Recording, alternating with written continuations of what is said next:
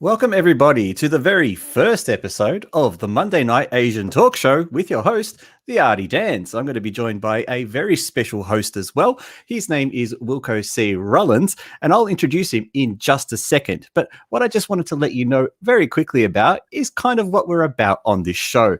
This show is just about us talking about Asian movies. We're going to be exploring quite a lot of wacky, wonderful, exciting Asian films from both Japan, Korea, and China. That's not both, that's more than two.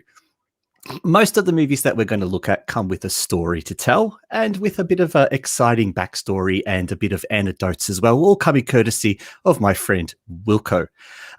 What I'd like to make sure is everyone has an opportunity to at least drop us a comment. So say hi if you can. Just let us know where you are watching from. If you're from Australia, say g'day from Australia. If you're from Japan, Hong Kong, South America, we'd love to know where you're from. And later on in the show, we'll read out some of your comments. And if you've got a question, we'll also read them out as well. I also wanted to let you know that we do have the super chat function enabled. So if you feel like you'd like to give us a tip for some of the work that we're doing, we'd love it if you could drop us a super chat every now and then. Now, I'm going to introduce you all to my very, very special friend, Mr. Wilco C Rullens. Hello. Welcome. Hello, good sir. And thank you for having me. By the way, don't you wish you recorded that intro beforehand? I probably do, but you know what? Hey, it's better when you're live. It's the magic of life. That's the beautiful thing. 100%, 100%. How about you let us know a bit about yourself, my good friend? All right. Well, my name is Wilco. I'm a writer, director, and producer for Tokyo Bay Films. That's a Tokyo-based film production company producing Japanese films for the Western market. And we do line production services for overseas productions in Japan as well. So we can help you shoot in Japan. All right, enough of the selling. Now, what we do is we make Japanese films for the Western market. And we have a horror label, which we do that with, CultureSHOCK Japan. And our first film came out last year in October. It's called Tokyo Homestay Massacre, or as we can see right here. And later this year, the second one will come out, which is Ouija Japan. And our main mission is to find overlooked Japanese talent and showcase them to the West. We want the threshold to be low, so we make the film custom to the Western market, you know, the US, Canada, Europe, and more. And we do this in two ways. We take a Western scenario, like a storytelling structure, which is familiar to the West, and then we unleash a Japanese director on it. With sometimes very interesting results. For instance, Tokyo Homestay Massacre right here is a classic teen go into house and get killed type of movie. But then we put two talented new coming Japanese directors on them, and we got a splatter fest full with cheesy CGI. So great fun, great fun. The last 20 minutes will blow your mind. It's absolutely insane. Then, it is a lot of fun. It is a lot of fun. You can, of course, watch the review on Asian Film Fans. Just a quick one before you go on. Yeah. It's got an alternative title in America, doesn't it? Oh, yeah, you're right. Oh, interesting you bring that up. Yes, our distributor, I got a message from distributor when they wanted to put it on Amazon. And we got the message that we couldn't use the word massacre. Of course, the word massacre is everywhere with Texas Chainsaw Massacre, which is obviously the influence for our title. And, well, we couldn't use it. So that's why we talked to the directors. And the original Japanese title, after we were accepted to a Japanese film festival, the Japanese Film Festival wanted to know the Japanese title. And the creator of the Japanese film festival thought that the title, the original Japanese one, could be a little spiced up. So the directors, they went into their writing room, came back, and then it became, the original Japanese title, by the way, is Rehome, which is a Japanese term for rebuilding a house, which is pretty ironic. See the movie. So their title was Rehome, Blood Ritual Legend. Well, you know, I mean, they thought that Tokyo Homestay Massacre was cheesy, but then they come with Blood Ritual Legend. So I was like, that sounds pretty cheesy as well. I like it. Let's do it. So I think that follows the tradition of normal Japanese movie titles. It's perfect. It's literally what it is. That's a lot. You see that in Japanese titles. Exactly. Like the film for today, Train to Busan, is in Japan, Shinkansen. final stop or something, or final express. So it's the final express in the Shinkansen, which is a fast train in Japan. Thank you for reminding me. I forgot to introduce what movie we were talking about today. Oh, My okay. apologies to everyone. We're I'll talking about wait. the Train to Busan from Korea. Oh, really? That's nice. It's a good thing I watched it yesterday, so we can talk. Yeah, same here, and hopefully other people out there watched it yesterday as well. Oh yeah, everyone should watch it yesterday. So basically, yeah. So on Amazon, to finish that story, on Amazon, the movie is called Tokyo Homestay Blood Ritual Legend. I just put the two titles together to make one crazy over the top title, and so it's Tokyo Homestay Blood Ritual Legend. If you rent it on HD on Amazon Prime Video. Only Amazon Prime Video. If you watch it for free on Tubi, which is possible, then it's still Tokyo Homestay Massacre. And also, if you buy the DVD on Walmart or Amazon, it's Tokyo Homestay Massacre. But thank you for reminding me of that one title change for Amazon. I don't understand why we couldn't use the word massacre. I can only think it's because it was the start of COVID and we had Homestay Massacre. So I think it was more preventive, as in people being at home going crazy and they didn't want this title out there. That'd be like, we don't want Homestay COVID Massacres. I think that's the connection there. And I agree. We changed it. We moved on. Think about the marketing potential of that. Well, we didn't market it that way, but we did notice that Homestay got a lot of traffic from stay home. So somehow it did connect. The Airbnb crowd, perhaps? Well, that's the thing. That's also, by the way, a good point. Thank you for bringing this up. It's almost like we set these up. Yeah, we didn't, though. But Homestay doesn't exist in the US. So we primarily, at this moment, distribute in the US. We will do Europe and Asia a little later. We're working on that.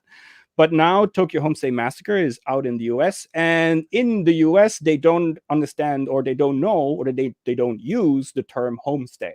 For them, it's an Airbnb, which is weird because that's a brand. But so homestay is not a thing they understand. When we went to the American film market, everybody was like, homestay? You mean Airbnb, a bed and breakfast? So they all needed to have that translated, let's say. We didn't change that, although our distributor said, how about Airbnb Massacre or Death and Breakfast, or I don't know. I think that's really, Death and Breakfast.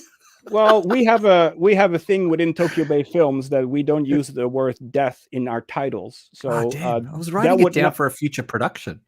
Well, not for a Tokyo Bay one, because we did a couple of productions with the word death in the title, and they all went wrong. They all had like some voodoo juju on it. Somehow the movies didn't get released, or we didn't get anywhere, or they were shot and then just fell apart. So we then at that point removed death from any future projects just in case. So we're superstitious as well. Yeah, but we will talk about superstition in a later episode, because I have a whole superstition story about a future project. Plug, cannot talk about it yet. Maria. But anyway, so no, I don't think we heard that. I might have to replay that later. No. Oh, yeah. I didn't. I just said one part of the name, so nobody knows anything yet. Anyway, but anyway, common name, by the way. The very common name, could be anyone. So anyway, so that was the example. I go back to my introduction. Everybody already lost the plot at this point. But for Tokyo Homestay Massacre, that's what the Japanese directors come in, and they made it a splatter gore fest. The best 20 minutes of your life. It was my personal favorite of the movies we developed, because it shows the vision we have for CultureSHOCK Japan. It is this nuttiness in the last 20 minutes that, in my opinion, is what we try to convey and showcase to the West. But now, directors are a different kind, different qualities. For another movie where it's come out later this year, which is Ouija Japan. Well, Ouija. Japan has a Ouija as well. It's called the Kokuri-san. And the Japanese Ouija is a little different. It's more, although the Ouija can be made handmade as well. And I know it's a brand from Hasbro, I believe, the name itself. So a lot of people think that we cannot use the name Ouija, but I think it's such a household name. And I see so many low budget productions that have the name that I think we're fine. Yeah.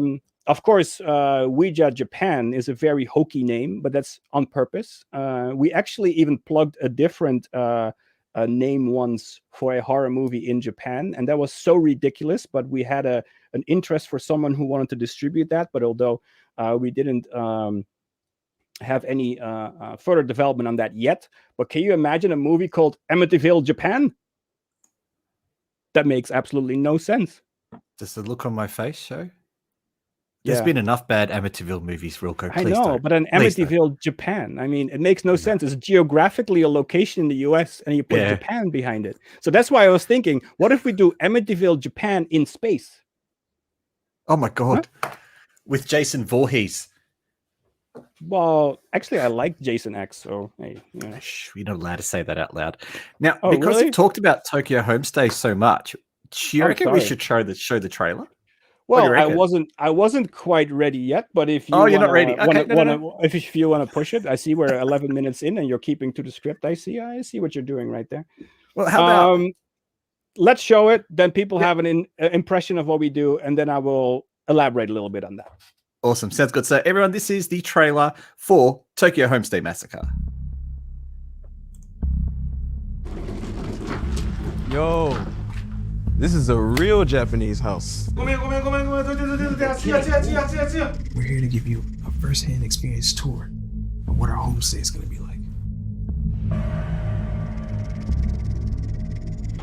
So, you are all American? Yeah. Hey, don't you eat meat? I'm a vegetarian. I just don't drink alcohol. Just drink! That's all! I hate such a bitch. What? What the hell is wrong with this family?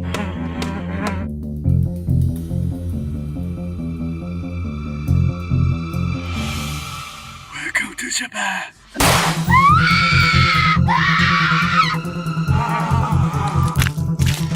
He's a nice guy, isn't he?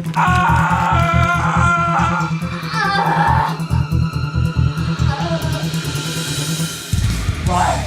Help us!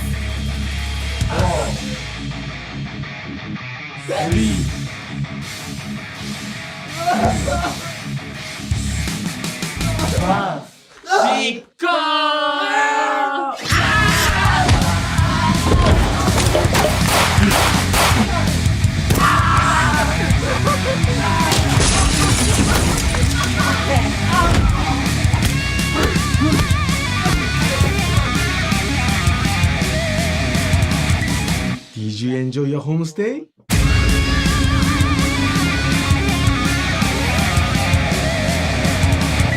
What an insane trailer. I've told you before, I absolutely loved the Japanese family in that movie. They were my absolute favorites. Yes, really and loved also, by the way, this trailer is also, I am actually happy that Asian film fans is able to play it on YouTube, because I had to tone it down for the for Facebook and for Instagram. So I had to remove scenes of extreme violence and blood in for Facebook and Instagram. But I was also it was a request of our distributor, because they needed to do some marketing, online marketing, and they thought it was too bloody. So then I tested it out. I put it on Instagram, and sure, it was rejected. So I then cut together a less bloody one that was more focused on the story, one with less craziness, which really hurt, because I loved that part of the movie the most. So who would have thought a horror movie would be considered violent? Strange thought, that one. Weird. And then something with Massacre. But anyway, let me so Eva, if you liked what you saw, you can watch it for free on Tubi if you're in the US or have a VPN. And you can, if you want to support Tokyo Bay Films with a little finance, then you can rent it in full HD on Amazon.com. And after you watched it and you thought, you know what, I want it in my collection, you can get the DVD on Walmart and Amazon, and it will all go to future projects and keep the Japanese dream alive, because we really want to showcase as much talent as we can.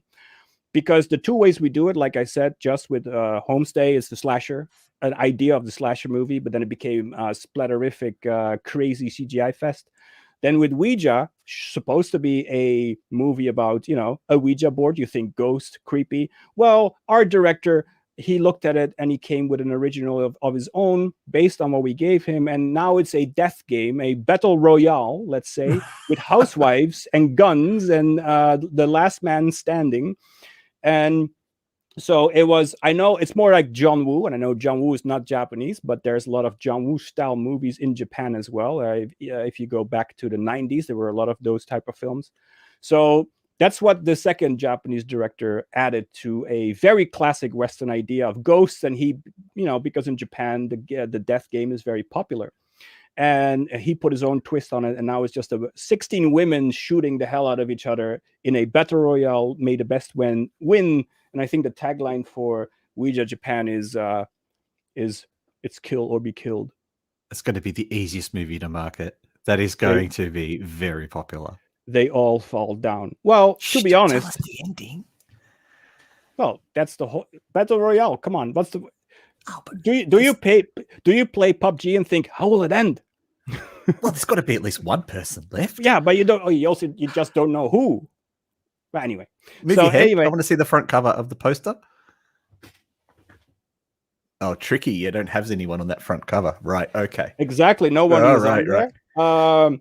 We do have an updated version because the movie now it looks like the American scenario of a Ouija board with blood, and you think, okay, I know what it is. However, it doesn't say John Woo. It doesn't say housewives shooting each other with guns, and it doesn't say that the whole death game is on a app, on a mobile phone, because that's two things that is very popular in Japan, but also for Japanese horror. Western horror is very religious and churches, but Japanese horror is very in your home, close to you, and a lot of electronics. So we have cell phone horror and things that just pop up as an app, but you have no idea where it comes from. And that's the horror element in Japan. And so we have one updated poster that has guns and an app. So we had to, which is going to be problematic because Amazon puts in their description of things you cannot do, guns. So another thing, Amazon is probably going to be a little dickish. A bit double standards on that one too, I bet. Yeah, everything already exists, but if we do it, we cannot do it because we're too small and you can push us around, I guess. Well, but anyway, if I've noticed something on the Arty Dans and the Asian film fans crowd, is that they both love Japanese horror films. That's just a common theme I'm seeing amongst both channels. And of course, I do have to give a plug to Asian film fans. There you go. There's the logo. Go to asianfilmfans.com and have a look at our awesome website. It's a database website where you can read up and have a look at the latest information on Asian movies. You can go there and rate movies, create playlists, and join general conversations with the wider Asian film fans community. We also do a lot of articles and movie reviews. It's one of my things there, doing the movie reviews, and I have a lot of fun with the Asian Film Fans website, and I'm hoping that anyone out there who's having a watch can go to the website when they get a chance, join up and have a bit of fun, interact, leave us messages. And now you're talking about, people know now that Tokyo Bay Films makes Japanese movies for the Western market. I say, Dan, what do you do? What does the artsy Dan do? You already plugged the Asian Film Fans, but you do more than that, don't you? Well, on top of running this channel, which has its challenges, can I just say, at certain times, we've been through a lot in the 20 months running this channel, from debuting with a video about Russian Lolita, which got 1 million views and got me into a lot of trouble with YouTube, to then I used to post a lot of trailers for Japanese sexy movies, which again used to create lots of views, but eventually I got the big naughty from YouTube and I got a community strike, so I had to slowly get rid of them.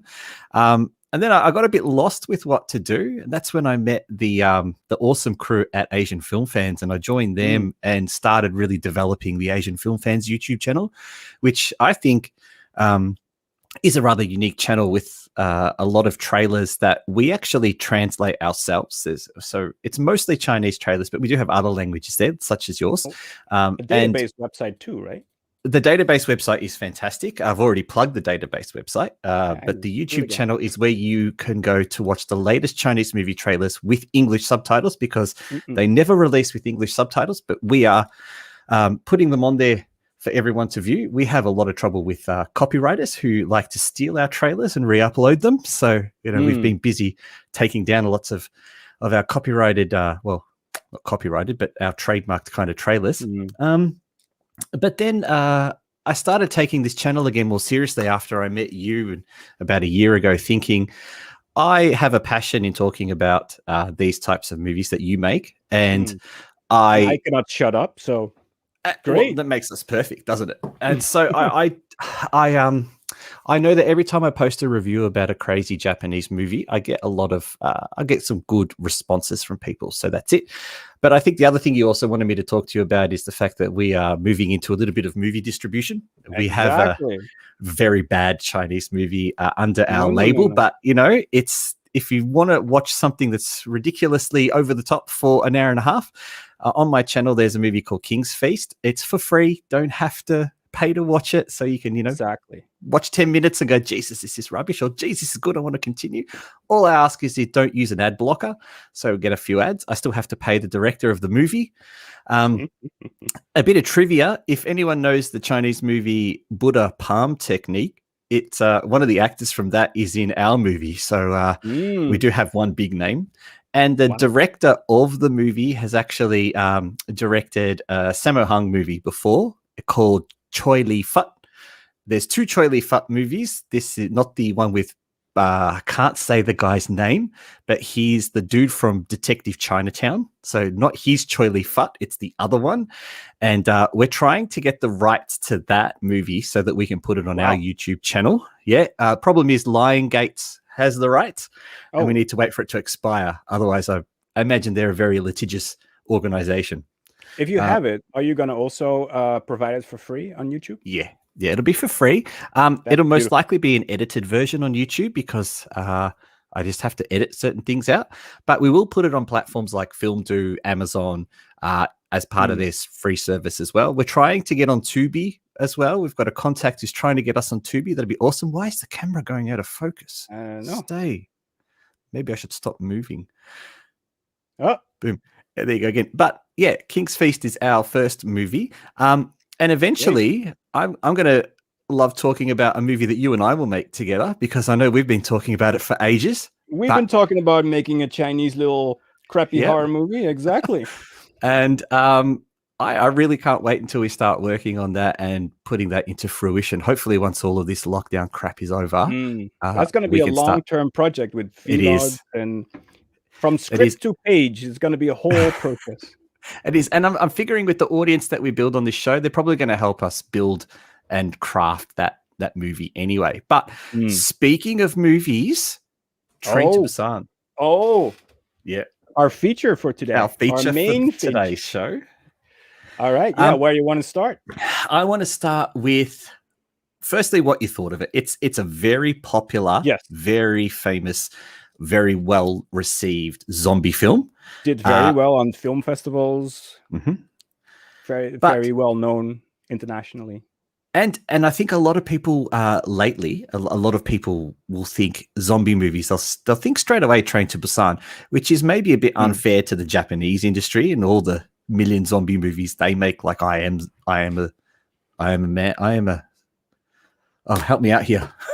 I'm a what? I'm a zombie. A zombie. I am a man. One of my. Oh, I am hero. I am hero. That's it. But yeah, what did you think? Firstly, what did you think? Well, firstly, I would like to have a little anecdote on that. In my opinion, Train to Busan is for me very similar to Shaun of the Dead, because Shaun of the Dead was a comedy with zombies. And for me, Train to Busan is a Korean drama with zombies. So it's like Shaun of the Dead was a zomcom. I think that, that's how they labeled it. And I've always loved that saying, zomcom. Yes. And I would say that Train to Busan is a zombie tearjerker or a zombie soap opera. But what did I think of it? I think it's good. It's a good movie. It's good to start with. And let me but I want to say a little bit about the dramatic point, because I grew up with Dawson's Creek. I was kind of an emo boy. I liked the relationship problems of Joey Dawson and Pacey. Oh my and then I God. Who are discovered. you? Hey, I just grew up in the 80s and the 90s. I mean, the 90s. I grew up on 90210.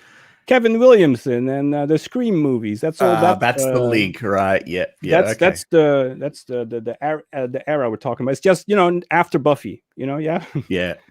And then I found Japan, and in Japan there was this TV show called Hana Yori Dango, which I really, really liked. There's 2 seasons, and I watched it all back home where I'm from. I'm originally Dutch, so I'm in Holland. I watched all those TV shows pirated because I cannot find them at all if I wouldn't have done that back in the day. So there was a lot of forums with fan subs, and that's where I found them, because of course those films and shows were not distributed outside of Japan at all.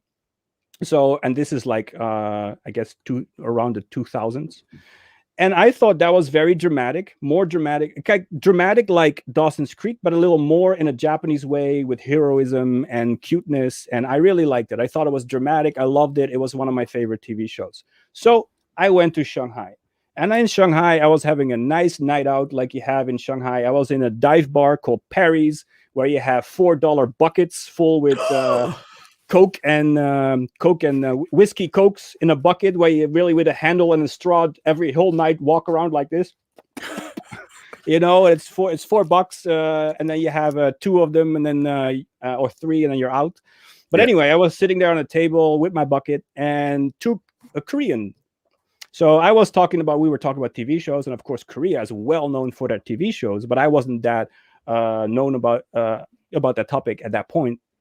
So I was like, oh, the most dramatic show is like Hanayori Dango. I love it. It's like the most dramatic thing I ever saw. And it's really, I love it so much. And then all the Koreans, in like as if there was a queue, started laughing. They all laughed at me.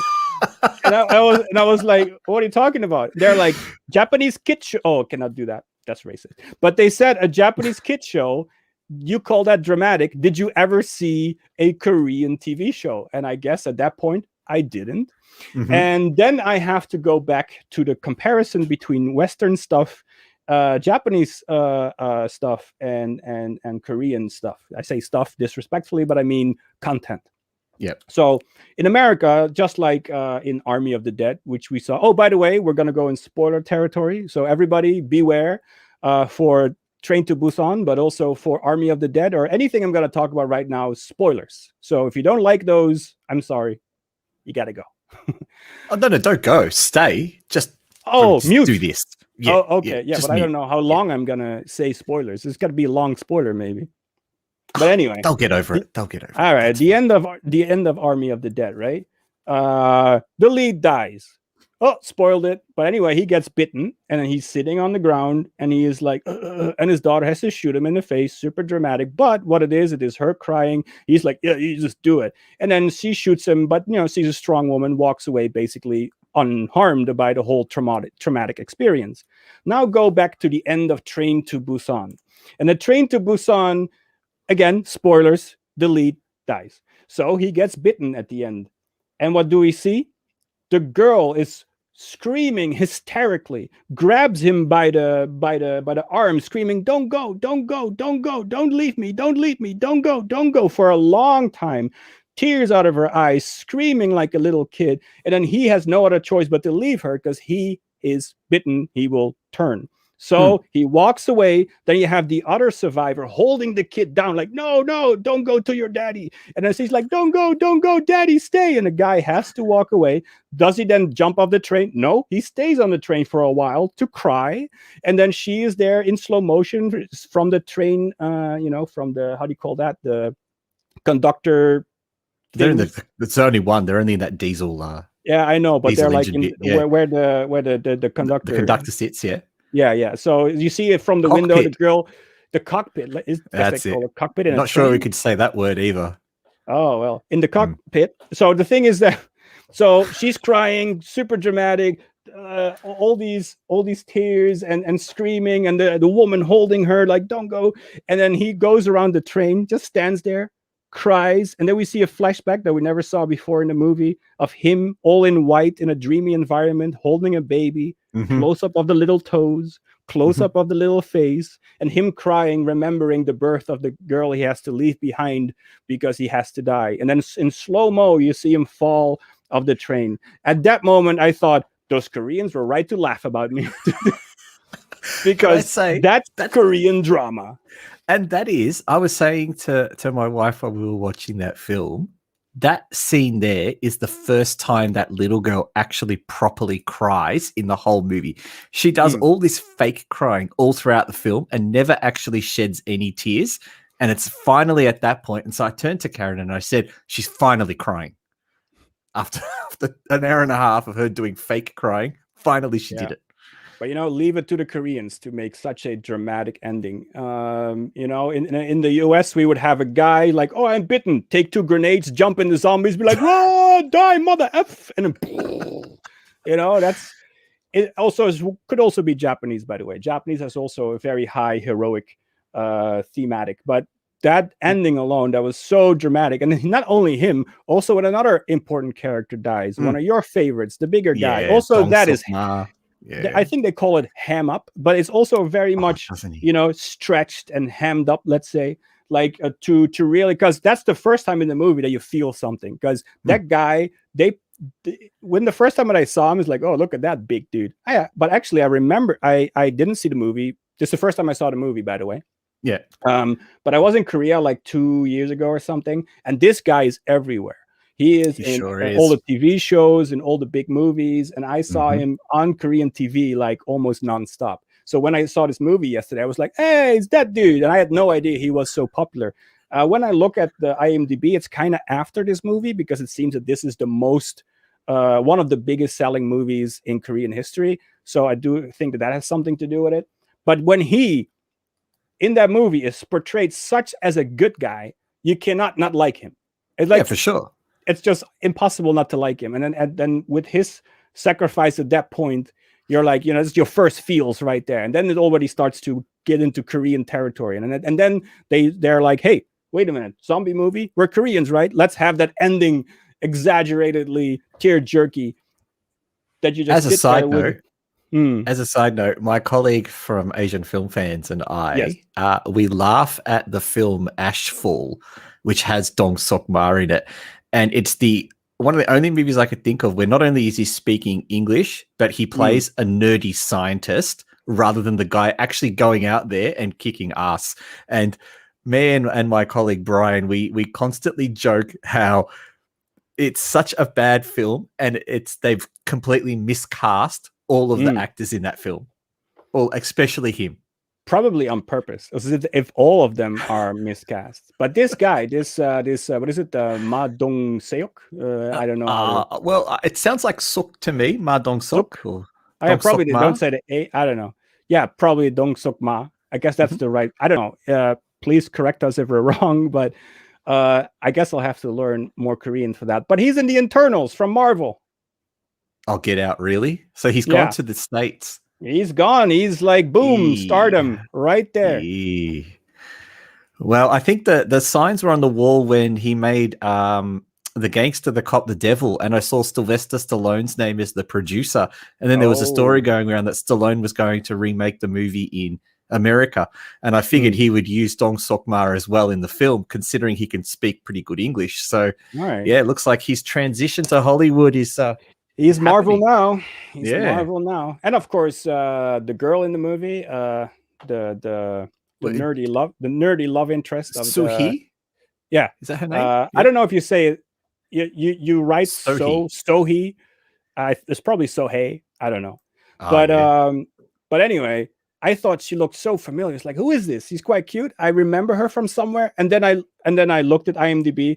I saw the name Sohee, and I immediately knew it. Like, oh, Wonder Girls. She's one of the Wonder Girls. At least she was one. I just also read that she quit the Wonder Girls, but that's where I know her from. She was a Wonder Girl.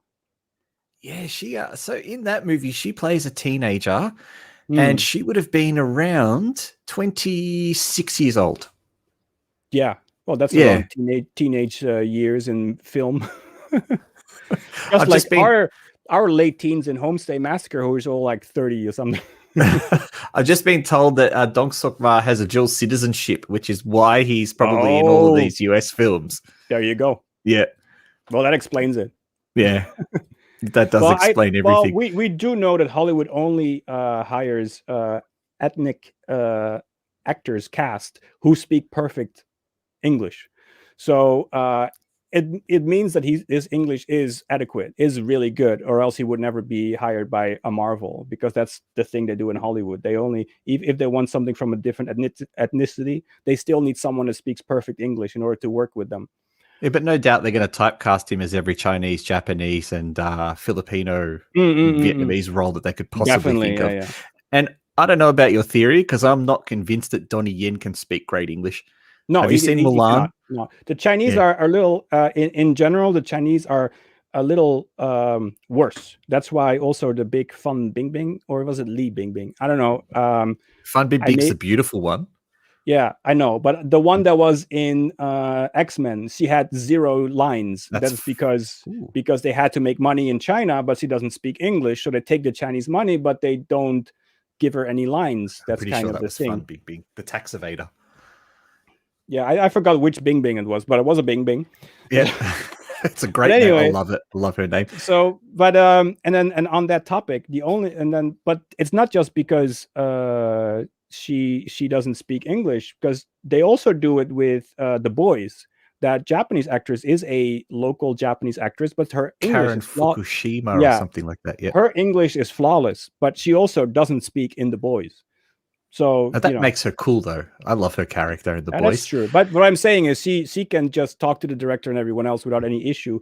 But with the Chinese, especially with the ones I talked about, I forgot it was. Let me quickly, because before I say it again, probably Fan Bingbing, yeah. And we're diverging away from Train to Busan, by the way. Very much, but I will go back in a second. But what I'm saying is, for her English is not that good, and in all honesty, Donnie Yen is also not that. Not that well fluent. Let's not say good. Let's say they're good, but they're not fluent. Well, strange for a guy who was born in the US, though. Is he? Yeah, he was a troubled teen in the US. I think he got into a lot of trouble as a teenager, and he was sent over to Hong Kong to straighten up. Donnie Yen. Oh, next time when himself. Next time when my CEO is here, if we invite her to the show, then let's talk about that with her. Well, the Donnie Yen episode will be very good. I'm pretty sure she will have some insights on that, because she happens to be Chinese. So when we think about Train to Busan, yes, Train to Busan, zombies. So it is a zombie film. Yes, I felt that at times the zombies weren't respectful to the zombies that I grew up with. Weren't respectful? Yeah. I'm used to the slow Resident Evil. True. And these dudes were quite quick. Yeah, that is a how do you call that?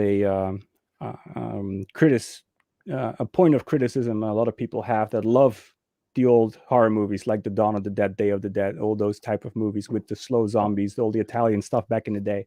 They don't like the fast zombies as much. My take on it is a little different, but I must agree with you. I have seen better zombie movies. So if we look at Train to Busan with the respect to zombies, I did think that the zombies themselves were a little bit too theatrical. They were a little bit too movie, too exaggerated, let's say, a little bit all over the place. I like the sound effects and I like the movements they make.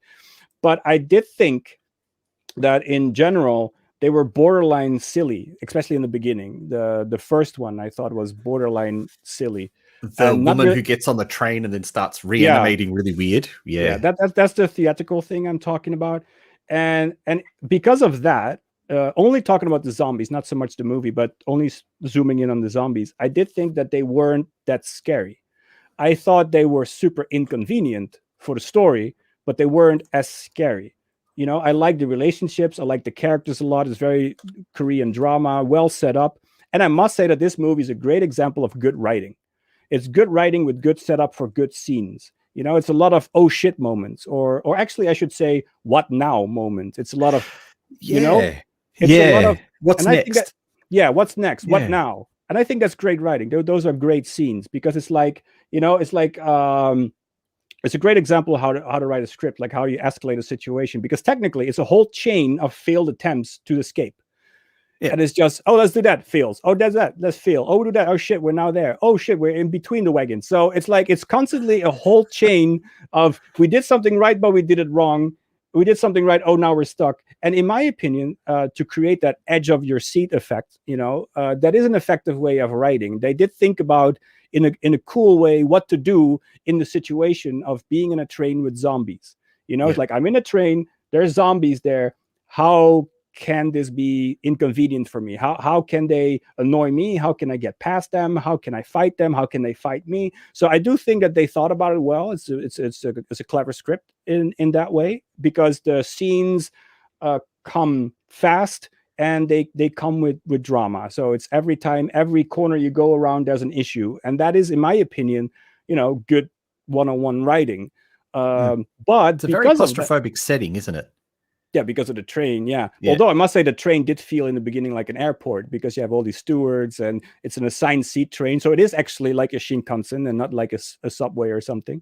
Oh, it's definitely, it's a bullet train. Yeah. Yeah, a bullet train. Exactly. Yeah. Because in Holland we have, or in the Netherlands, I have to say, Holland is a province, but in the Netherlands, we also have trains and we have conductors, but it's not that situation like an airport where you have like, all the assigned seats, and it's more like you go in like a subway and then you sit there and it moves and you get out when you have to get out. It's not like the bullet train where it's kind of like a semi airplane, like where you're seated on your spot and you have like the stewards walking around. China has that. I love going on them. I've been to so many cities because of it. Yeah. True. The bullet train is awesome, and it is a very claustrophobic, like you said. You're 100% right. But I must say, because, and just the last point I made about the zombies, of course, because of these well set up scenes, and they're well done, and I think it's great writing. I didn't feel the danger from the zombies, but more of the situation. So the zombies themselves weren't necessarily scary. It was more like, oh, here's these things that if they bite me, I'll die. That's horrible. But it's more about, oh, now we have to. It's like an adventure. It's more like a great action movie. Like, we have to go here now. We have to go there now. Oh, we have to. Well, we're stuck here. We have to get over. It's like Indiana Jones type. Indiana Jones in a train, like Yeah. So and therefore the zombies one-on-one, in my opinion, were less of a threat. I think the zombies were a threat as a whole and not individualistically. So not scary per se on their own. I guess that's what I'm trying to say. I was thinking that the Train to Busan did remind me a lot of those old Romero Dawn of the Dead, Day of the Dead films, where it's kind of the theme of capitalism and consumerism in those films, whereas this film had that theme of kind of selfishness and just looking out for yourself. That came across very strong. But looking at the way the different the zombies react in Dawn of the Dead, I mean, you had this massive shopping mall. You had the survivors had food, they had electricity, they had water, everything. And all I could think of was these guys are on a train. They have pretty much no food. They're running out of toilets because they keep having to go to different carts. Again, here. They've got nowhere to sit and sleep. But the ride to Busan was only an hour. And that was the other bit we observed, that how did a 1 hour train ride turn into an almost 2 hour movie? Now, forgetting the first 15, 20 minutes setting up the story, and there was still a stop at the station for about another 10 minutes. This 1 hour train ride ended up going for about an hour and 15 minutes. Oh, they also had to stop in between, of course. And then, Well, yeah, and there's also a lot of product placement from Nintendo. I don't know if you picked that up through it. But only saw two of them. I saw a DS and a Wii. Yeah, and there's also a couple posters for some DSs as well. I thought, geez, Nintendo must have paid a fortune for this. Japan is still there. It's like, But one bit that really confused me about the zombies was that they went into the tunnel, and then all of a sudden the zombies were blind. They weren't deaf; they were blind.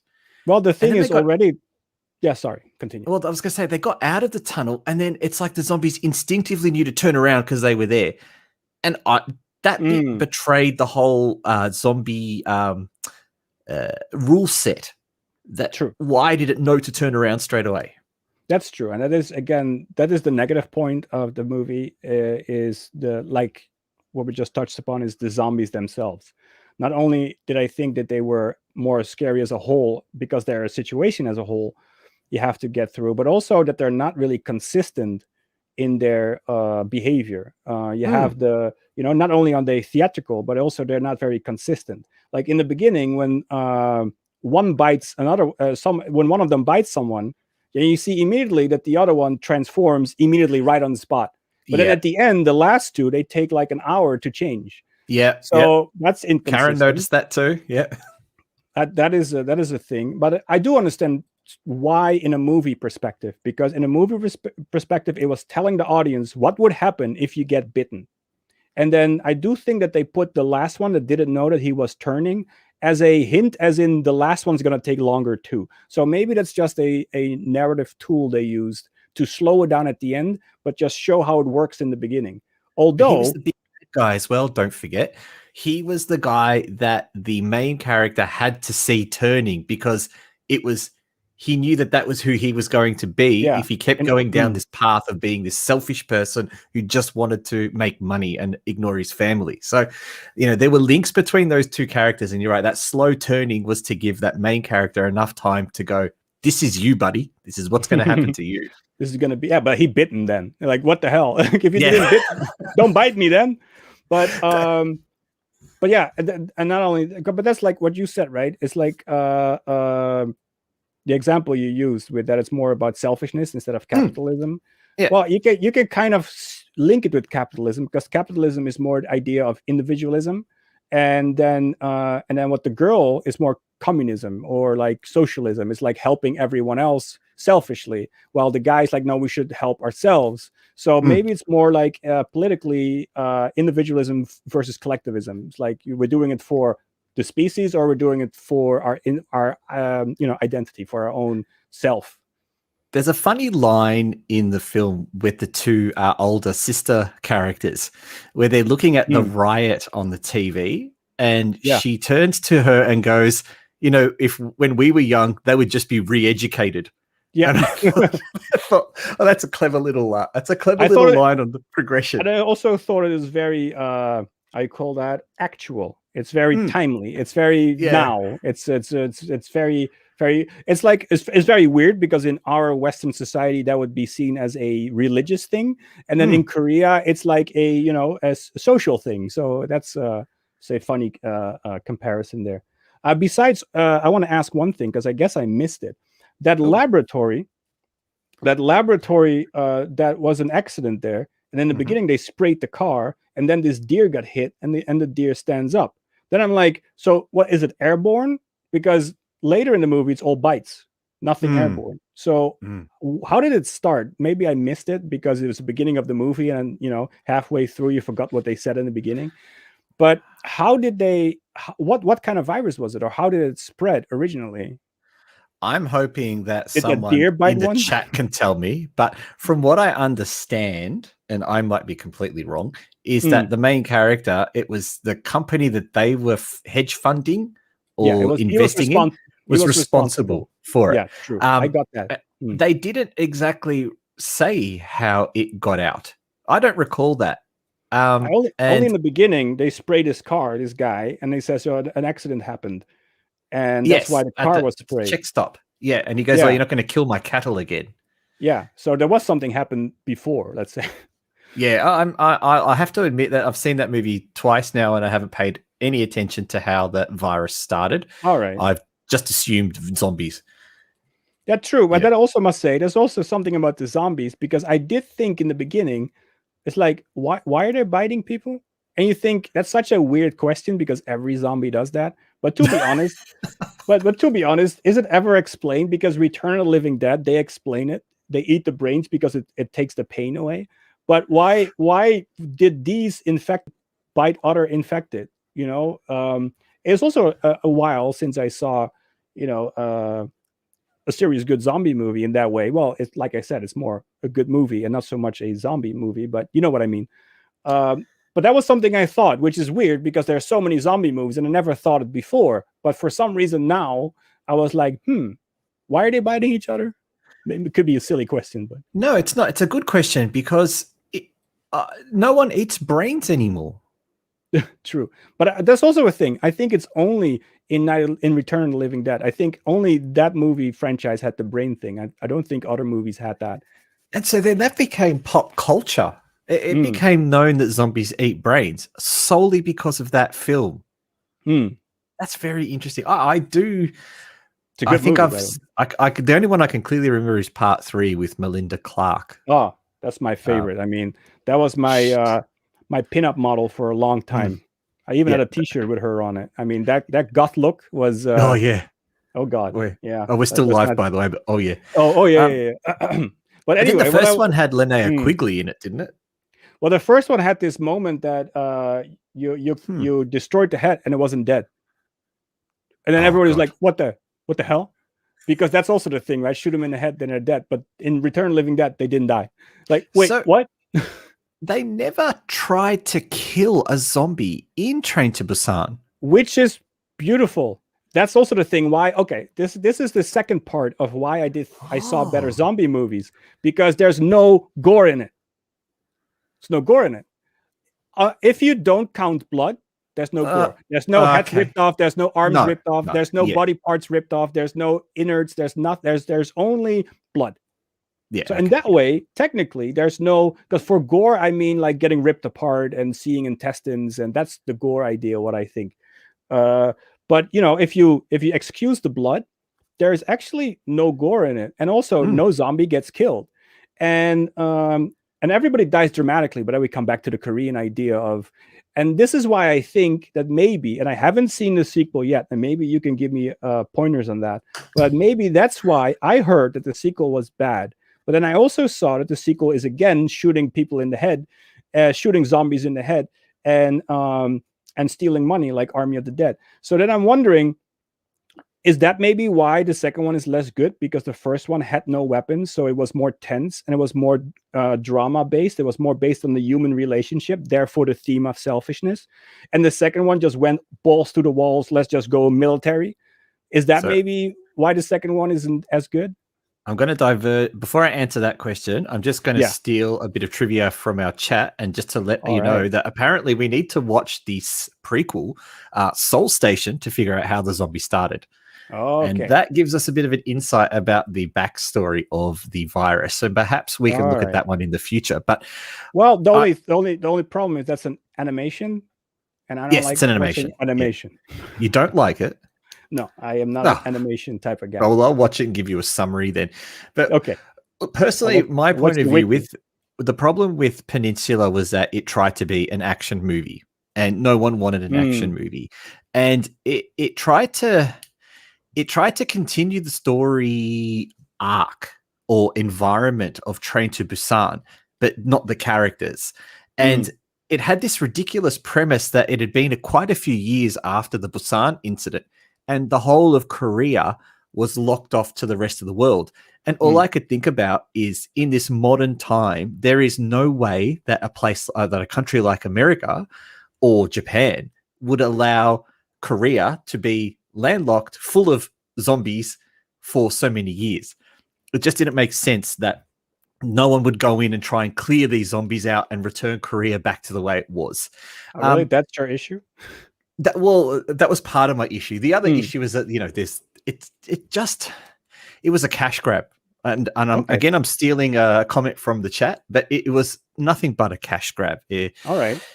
Someone's just taken advantage of the fact that zombies were good and still popular, and they just pumped out this sequel with, it could have been called anything. And I noticed that it was called Train to Busan Presents Peninsula. Yeah. And then eventually the Train to Busan bit was just slowly removed from the marketing campaign.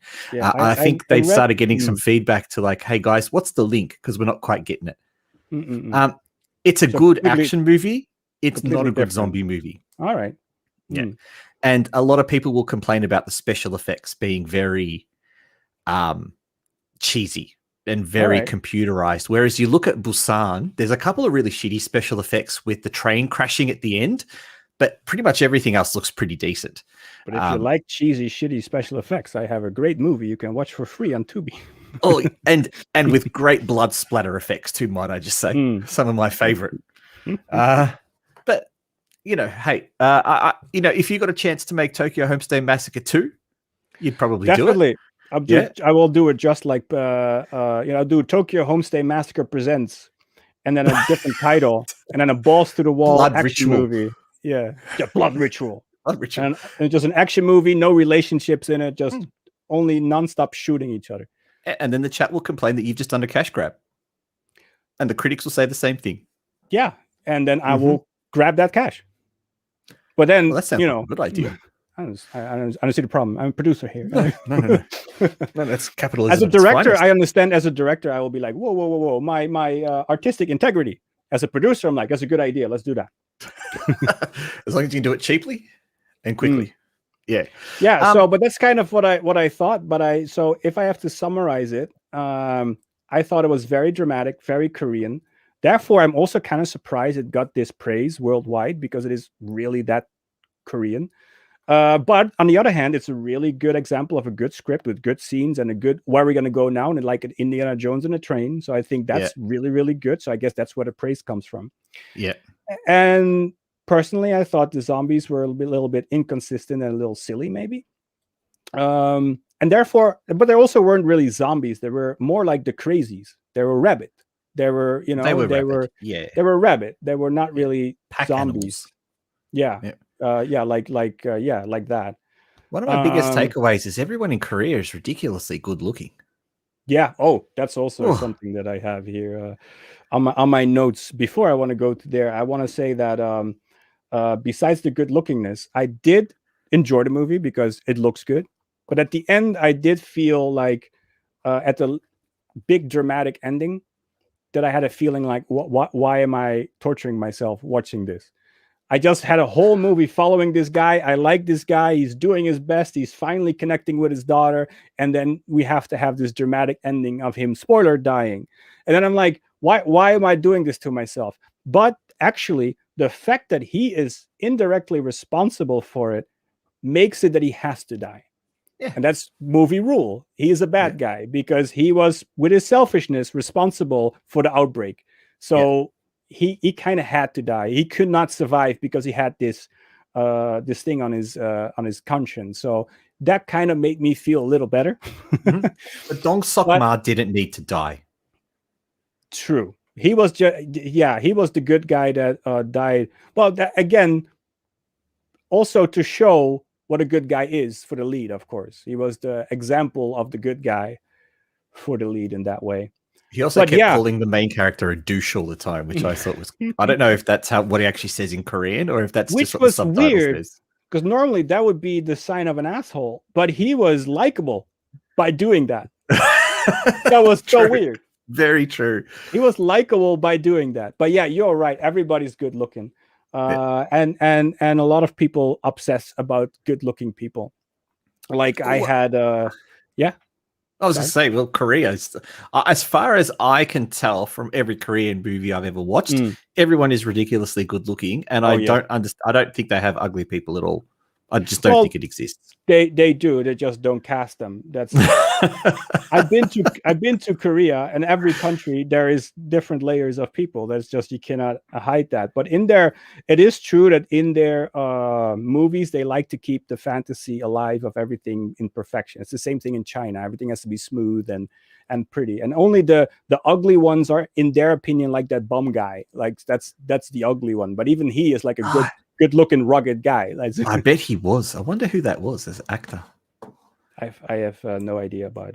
He's probably this chiseled, tall. Here you go. Homeless Man was played by Choi Gui-hwa, and he's got a nice square jaw. He's a pretty good-looking bloke, to be honest. Yeah.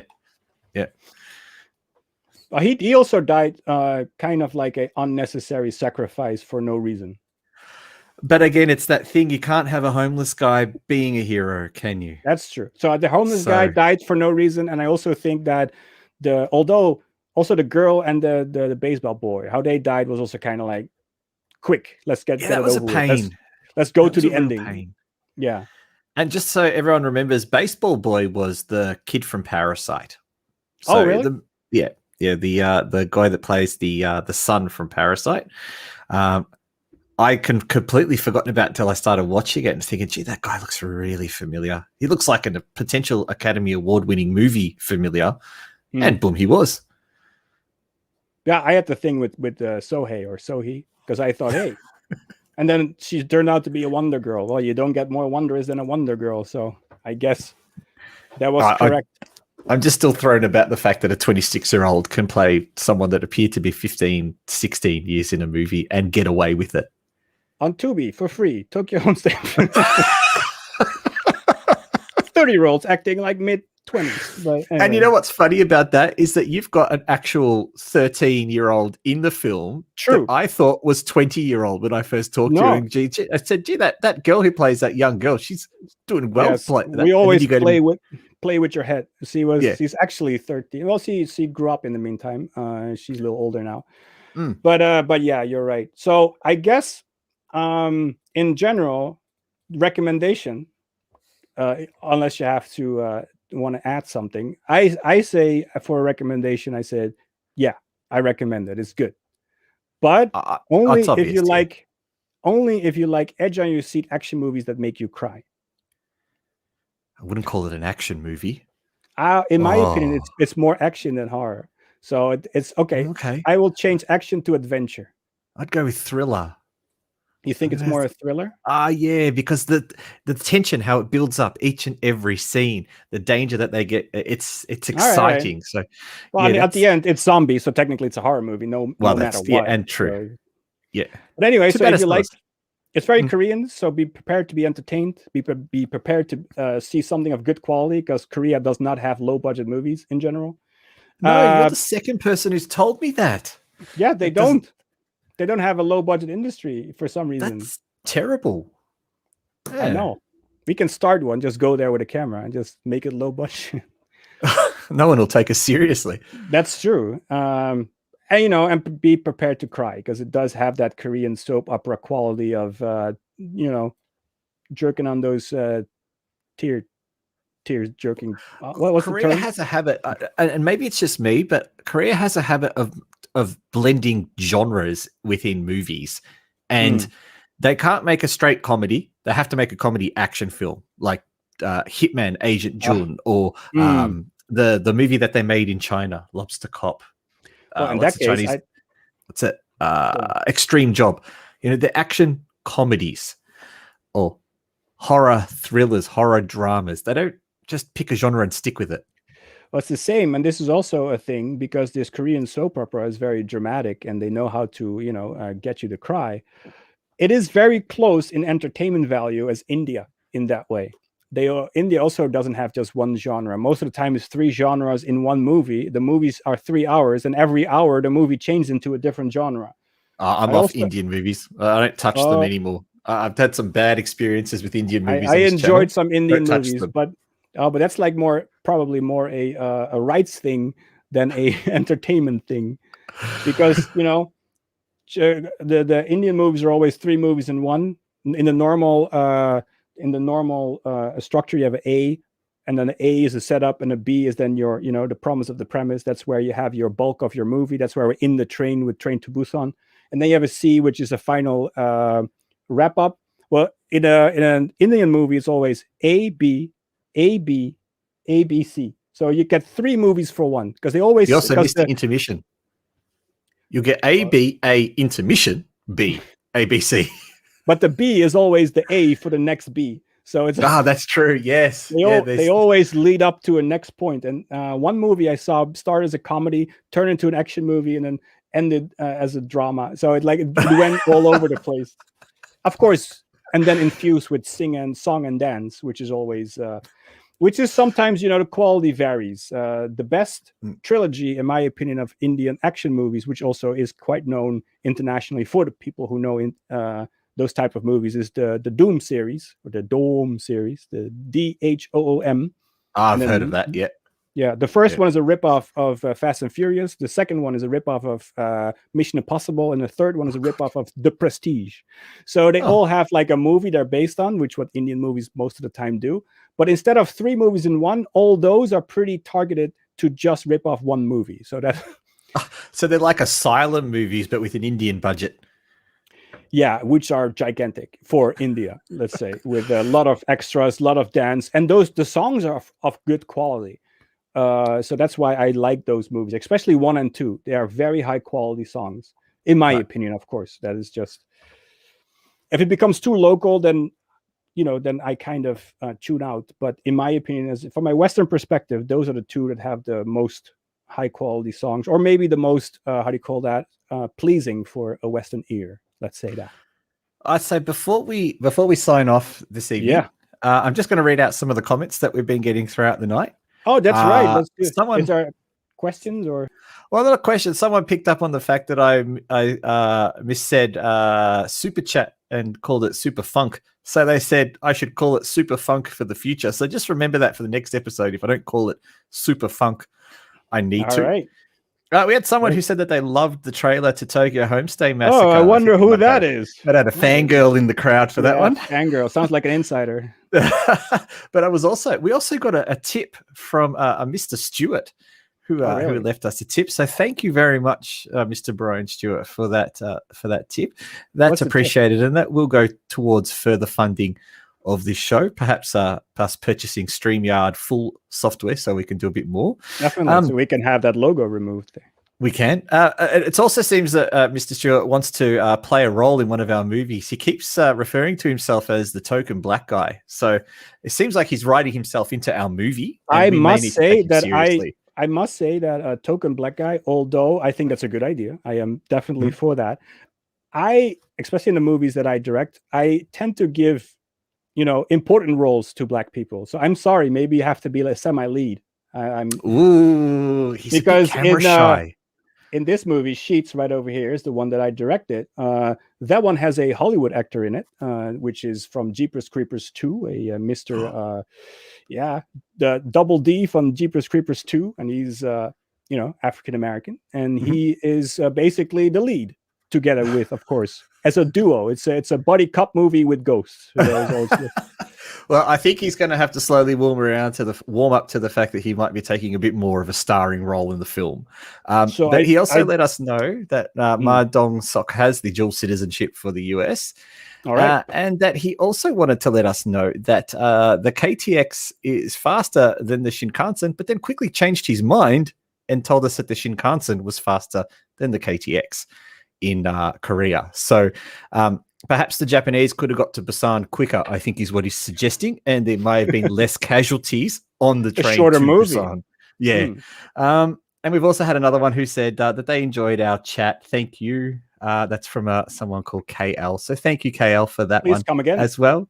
It looks like Brian seems to think he's going to win an Oscar for his role. So definitely. You might have to write him a really good part, Wilco. Yes, I think I will have to. I will first, of course, look at his portfolio and then see what character he is, and I write it exactly for him. Precise. All his mannerisms. I think he has the same hairstyle as me, so maybe cast me as his partner. We can do something with the baldness. There you go. So that's Brian and Dan going to China then, I guess, as a duo. A duo of zombie hunters. Duo zombie or ghost hunters. And then, of course, there's... And of course, because I am from the American Pie type of background, I always have my characters go back and forth and have like these, these buddy cop moments of... So I think that's going to be great. When you said American Pie, I thought you meant you wanted to be Stifler. Well, I always have a Stifler in my movies. That's true. And Mr. JP, you have a Nadia, though. GK in my movie is actually a Stifler type. So yes.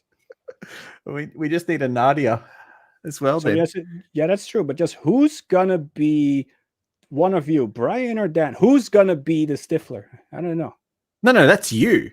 No. Brian and I we're like Will Smith and Tommy Lee Jones. So 3 guys, and then I'm the stiff. I'm Joe Pesci. I'm in the back. Yeah. I'm in the back. I get it. Yeah, Brian and I are hunting aliens or ghosts. Remember? Oh, all right. Yeah. Well, anyway, that's been a very fun first chat. So what's next week? What are we gonna do next week? Next week, I thought it was fortnight. Next week. Next week. Well, we'll be back on the 20... every other Monday. every other Monday. We're back on the 21st, Monday 21st. at 7 o'clock Australian time, 6 o'clock Japan time. Yes. We are thinking maybe in the future, depending on where we're getting the crowd from, we may adjust the time, but we're not too sure about that yet. We are going to look at a very special movie in 2 weeks' time, I believe. Now, do you want to tell us a bit more about it? Well, it's a great movie because it leads perfectly to why I personally came to Japan. It's like a crazy far-out movie out there in Japan. One of those movies that I think that if you're bored of the mainstream, you have to watch those type of Japanese movies. And we can start in 2 weeks with introducing a first one that you definitely have to find because it's made by the better, like it's made by 3 directors. Every half hour is made by 1 director, but there are 3 of the most talented, crazy splatter directors out there that just came together to make one crazy ass movie called Mutant Girl Squad. And that's what we're going to look at in the next 2 weeks. Oh my God, what a great title. Mutant Girl Squad. Rin, a young schoolgirl student, is your everyday awkward girl who gets bullied by her fellow students. On her 16th birthday, Rin gets an unexpected surprise. She finds out that she is, on her father's side, a half mutant. Yep. And you know who's in that film? You know who's in that film? You tell me. I mean, there's so many people in that film. One of my favorites. Oh, Asami. Asami, yep. So I'm really looking forward to watching this. But it's just a small part in it, though. But I don't care. She could be in there for half a second. That's all that I care. The 3 directors all have their own strength, and that movie really is it's like a showcase of all these 3 directors with their strength being, pushed in the foreground. So it's a really good movie to introduce those 3 directors, but also to kind of explain what the idea behind Culture Shock Japan is, because it's really close to what we try to do. Well, hold on. I've just had a look at who the 3 directors are, and they are 2 of them are my favorites. There you go. Oh my, this is going to be awesome. I can't wait till the fortnight. All right. Well, I'm going to sign off. Yes, me too. And say thank you, everyone, for joining in. Thank you for all the chats. Thank you for the super chat. And I just want to say that Brian says Tuck is in the film too. Tuck is one of the 3 directors. Oh, I didn't want to spoil it yet. But you spoiled it. Oh, yeah. Shit. I spoiled it. But if you're watching this replay on YouTube, thank you for watching all the way to the end. If you're watching this on Odyssey, thank you for watching again all the way to the end. We're going to try and get live onto Odyssey within the next couple of months to make sure that you guys who are on Odyssey also get a chance to witness it live and not have to catch the replay. Yes. We're also going to try and look at how we can turn this into a podcast. I'm going to get some help from that. And maybe you might cut a little bit of this episode out and give it to you to put it on your personal channel. I think you're going to do a little bit with this. But either way, I've had a lot of fun. I think you've had a lot of fun. I have a lot of fun. Our viewers have had a lot of fun. Any last thing you want to plug on your side? Maybe a website? This is the moment. Watch some of my reviews, people. Please. No, I've got a really funny Chinese horror movie coming up in a couple of days called Who in the Pool. It's the stupidest title ever. And I'd love it if people could watch it and let me know what they think of the review and, of course, of the movie. I thought that might be a good one for us to talk about, but I'm going to pick a different Full Moon movie for us to watch because I think they're going to be ridiculous. But anyway, I just want to say good night and thank you big time, my friend Wilco. And we'll catch you guys in 2 weeks. On the next one. Beautiful. See you later, everyone. See you later. Bye-bye. Bye-bye.